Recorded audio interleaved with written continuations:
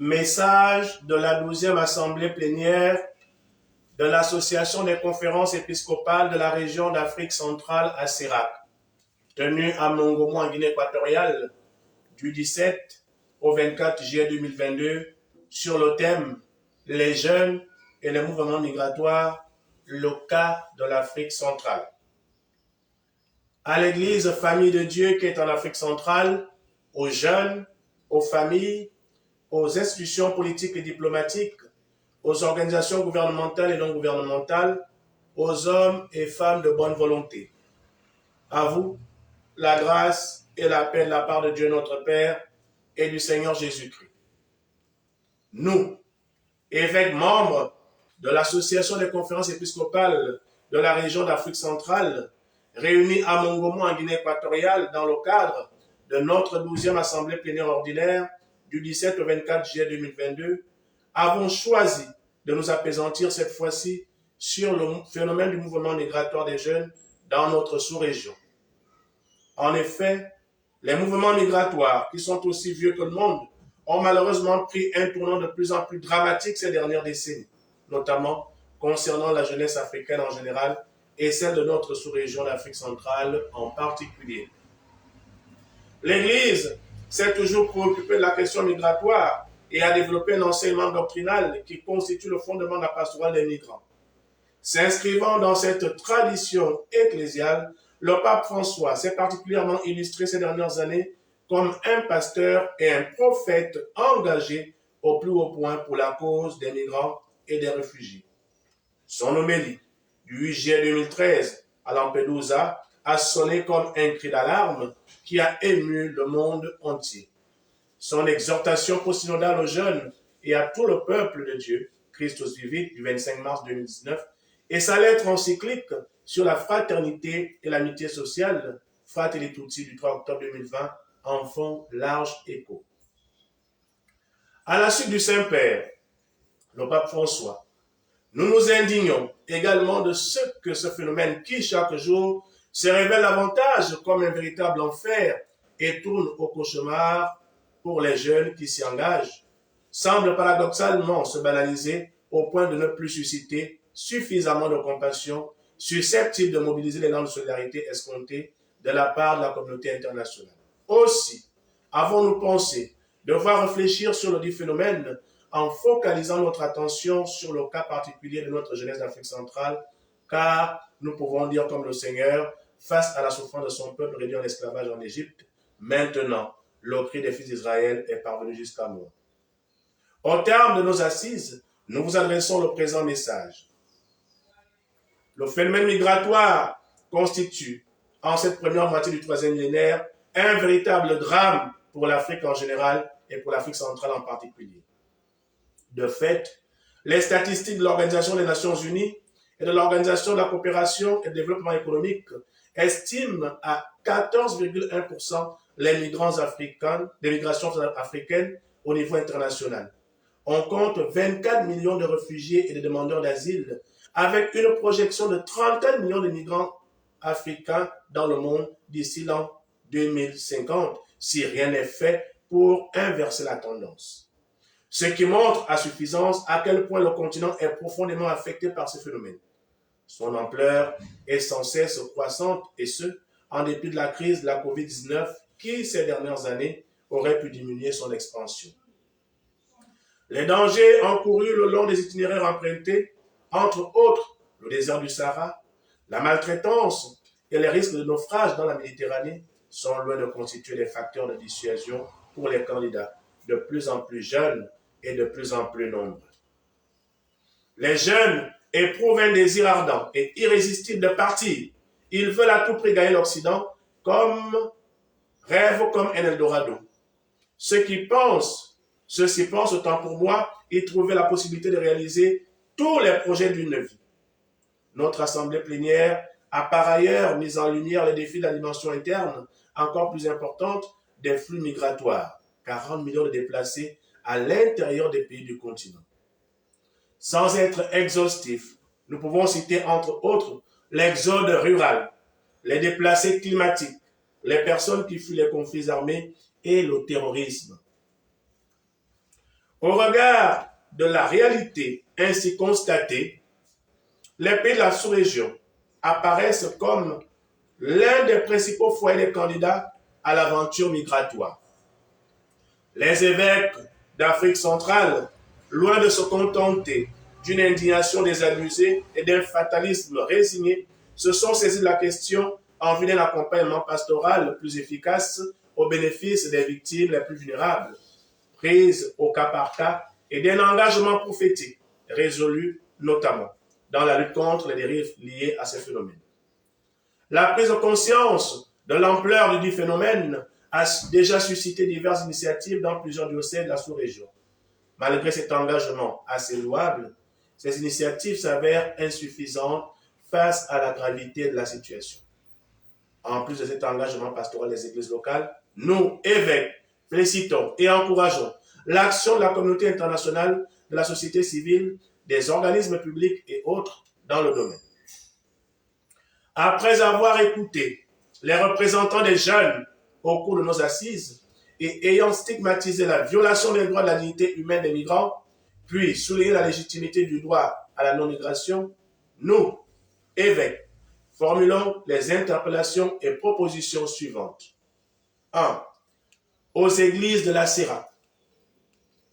L'Église, lumière du monde et sacrement universel du salut, est devant se considérer comme le lieu par excellence d'interpellation et de questionnement sur le phénomène migratoire des jeunes en quête de bonheur et de prospérité, est invitée à développer davantage une pastorale sous-régionale d'écoute et d'intégration des jeunes en vue d'un dialogue qui va au-delà de l'aspect émotionnel pour intégrer également la dimension rationnelle. Promouvoir un engagement déterminé et permanent, notamment à travers la réhabilitation de la plateforme sous-régionale de la pastorale des jeunes et la création de la commission ACERAC pour la pastorale des migrants et des réfugiés. Renforcer la pastorale des jeunes dans les pays de la sous-région et dans les différents diocèses. Proposer des outils ecclésiaux à même d'aider les jeunesses locales à combattre les dérives morales liées à la modernité et à rejeter énergiquement l'appel à l'aventure migratoire. Créer une structure sous-régionale consacrée à la promotion et au développement de la solidarité et de la charité envers les plus vulnérables, par la mise en place, entre autres, d'une Caritas sous-régionale. Restructurer et repréciser les missions de la Commission Justice et Paix de la CERAC en lien avec les problématiques migratoires. Opérer un véritable relais de l'action de la section migrants et réfugiés du Dicaster pour le service du développement humain intégral avec une organisation plus efficiente de la Journée mondiale du migrant et du réfugié. Mettre en place une plateforme médiatique pour une meilleure coordination des organes de communication et d'information des églises locales. Développer des activités de recherche sur le phénomène migratoire en Afrique, dans les instituts supérieurs ecclésiaux, par exemple, par la création d'un laboratoire de recherche dédié à ces problématiques au sein de l'Université catholique d'Afrique centrale. Redynamiser la pastorale de la famille tout en tenant compte que la famille reste la cellule de base de l'éducation des jeunes. Mettre en place une pastorale conséquente et cohérente pour les gens de la route et dans les espaces qui connaissent des rassemblements et mouvements importants de population, à savoir les ports, les aéroports, les gares ferroviaires et routières. Faire des plaidoyers en faveur des jeunes auprès des États de la CEMA, de l'Union africaine, de l'Union européenne, des organisations internationales et gouvernementales et non gouvernementales, des conférences épiscopales de l'Occident. Promouvoir des échanges d'expériences pastorales et mettre en œuvre des actions communes entre associations des conférences épiscopales d'Afrique, entreprendre une collaboration plus profonde entre les diocèses de la CERAC, nous parlons des jeunes migrants, et les églises qui les accueillent en Afrique du Nord notamment. Dans le cadre du dialogue interreligieux, notamment islamo-chrétien, sensibiliser les différents responsables sur le respect du droit à la liberté religieuse. Inviter les églises d'Afrique du Nord et même celles du Moyen-Orient à dénoncer les multiples dérives inhérentes aux migrations clandestines qui se déroulent sur leur sol et à interpeller leurs États respectifs quant à l'accueil et au respect de la dignité humaine des jeunes migrants d'Afrique noire qui s'y trouvent en situation de transit ou qui s'y sont installés par divers peuples. Susciter des échanges avec les dicastères romains du service du développement humain intégral, de l'éducation catholique, de l'évangélisation des peuples, sans oublier les structures de l'Union européenne en vue d'une coopération et d'une prise en charge commune des problèmes concernant le phénomène migratoire des jeunes en Afrique. En appeler aux églises du Nord dans un esprit de communion, à relayer les efforts des églises du Sud, en l'occurrence celle de la CIRAC, dans la prise en charge pastorale du phénomène migratoire, en interpellant les instances gouvernementales de leurs pays respectifs en ce qui concerne la prévention du phénomène migratoire, l'accueil et l'intégration des migrants. 2. Aux États et aux gouvernants. Les États et les gouvernants, dans leur mission régalienne d'assurer la sécurité des biens et des personnes et de promouvoir le bien commun, sont appelés à protéger les droits et la dignité des migrants et des réfugiés. Mettre en place un observatoire sous-régional qui aide à cerner les flux migratoires ainsi qu'à définir une politique de prévention contre les dérives de ce phénomène.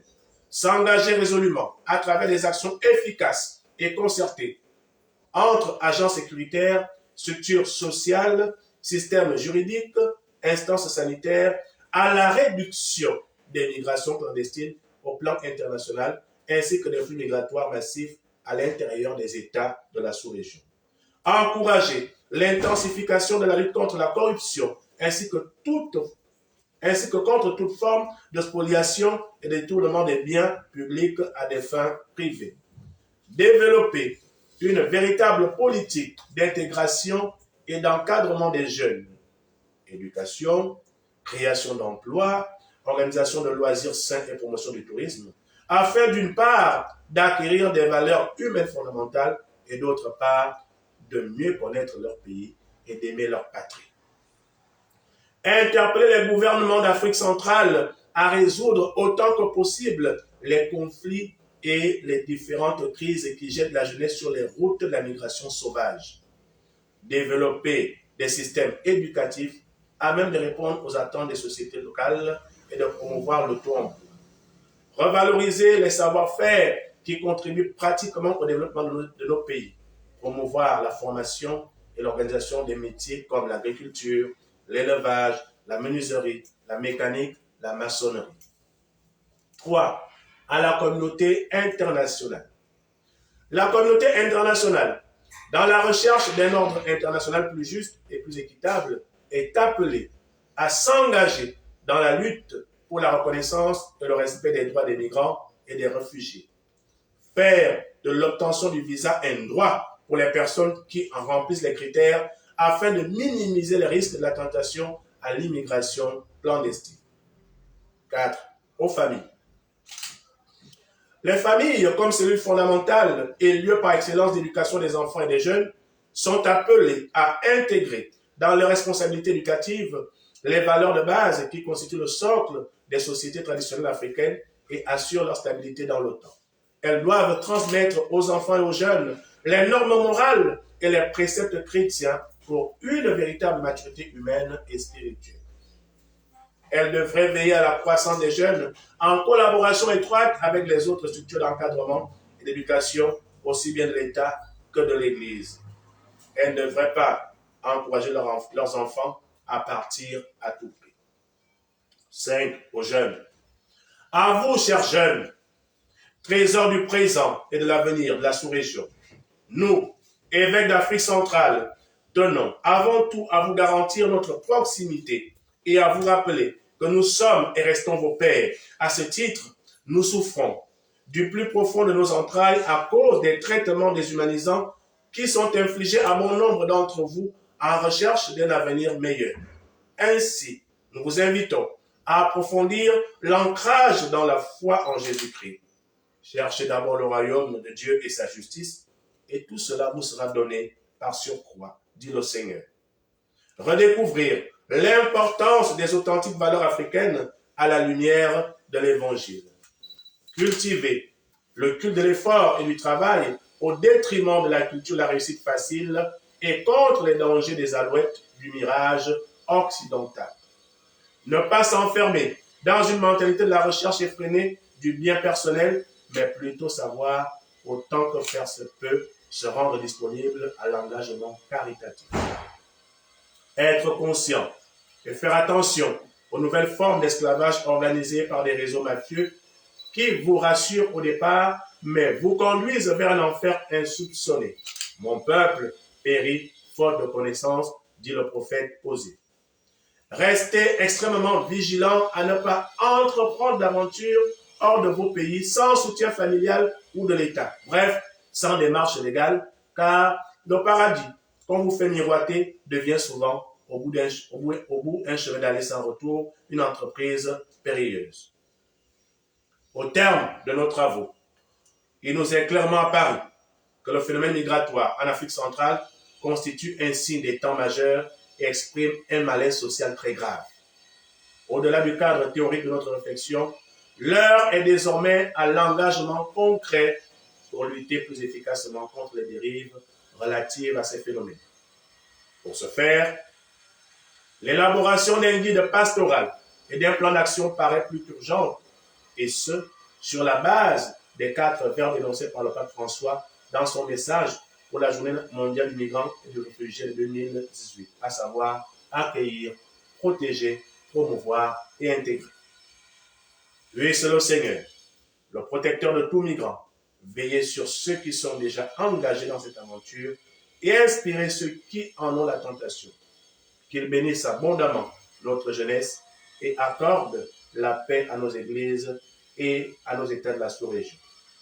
Donné à Mongomo en la basilique de l'Immaculée Conception le 24 juillet 2022 pour la CERAC, son Excellence, Monseigneur Edmond Ditanga, archevêque de N'Djamena, président en exercice de la CERAC.